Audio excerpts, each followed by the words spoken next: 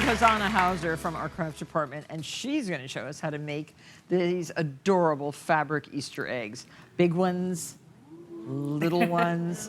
And they'll be a wonderful addition to your spring decorations for Easter Sunday. And they're also very useful afterward. They are. And they could also be a toy, too. This could be such a great children's toy. Yes, exactly. Now, the fabrics are whimsical. Right. And they're so pretty. And the template is online, of course. And you can enlarge it or reduce it. Online at marthastewart.com. Don't go to, you know...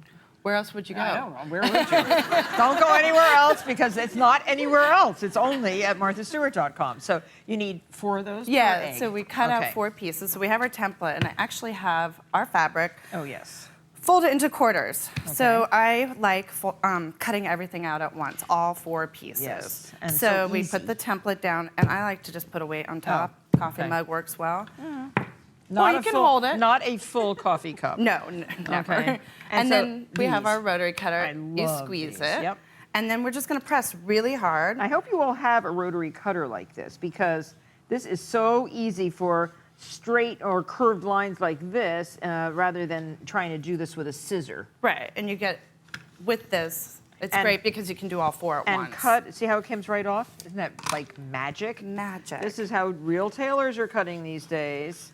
I'm turning mine around. Is that okay? That's what I did too. Yeah, okay. So it's easier. I'm right-handed. So are you. And these are very, very sharp. Do not happen to just run over your finger at the same time because now this is much sharper than the knife that Kristen gave me to cut through the egg. So we get all 4 pieces. Yeah, good. Oops. And we're going to take the first 2 top ones, and we have a swap to show that basically we're making 2 halves. Okay. So the first one, we sew only one side. And then the other. And then we take the other half and we sew the other side. And now we're going to take our halves and we're going to connect them. Bless you. I think that's the fabric. fibers. It's the fabric. Okay. So what I like to do is just line up the seams. And I've marked the bottom with X's so I know that I'm lining up the bottom pieces. And then you just pin the seams. These are so cute. Now we have to leave an opening for the fill. Of course. Okay. But the thing I do with these, because it's actually pretty straightforward, is I only pin at the seams. And I don't pin all the way around. Because everything lines up pretty easily and feeds through the machine quite smoothly. Okay, I just want to make sure that I'm definitely doing it right.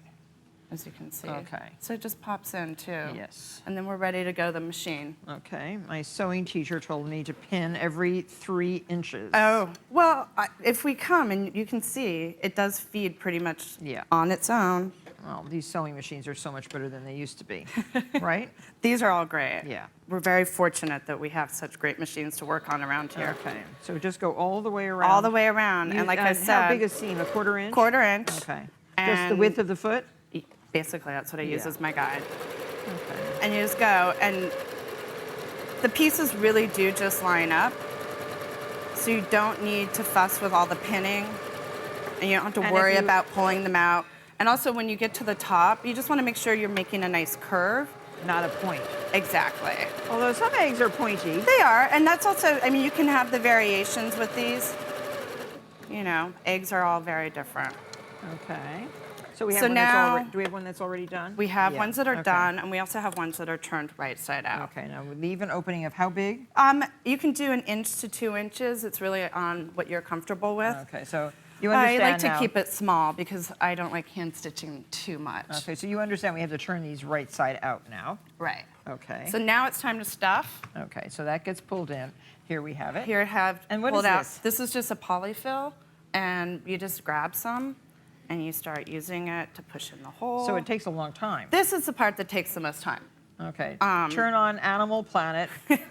Oh no, that's on after Easter. So turn on Martha I'm sure Stewart. we can find something. And we just use a pencil. The eraser works really well. So you have to sort of compress this. A little, yeah. And you do. These are going to take quite a bit of batting. Yeah, well, like how much? This weighs like 10 pounds. It does not. So we can use these as weights now. And then once we have it all full, it's nice and firm. It's got a good shape. We've got a little opening, and then we just take a needle and thread. Okay. And we hand sew it closed, and that is it. Oh yeah, mine is open. Right. So cute. And as you can see, They're absolutely charming as a centerpiece down the table. Don't forget the little pincushion ones, and just cat toys. Oh my gosh. Oh, it would be great for that too. I hadn't thought of that, My but new that would be kittens wonderful are going as well. to take these and go crazy. Thank you.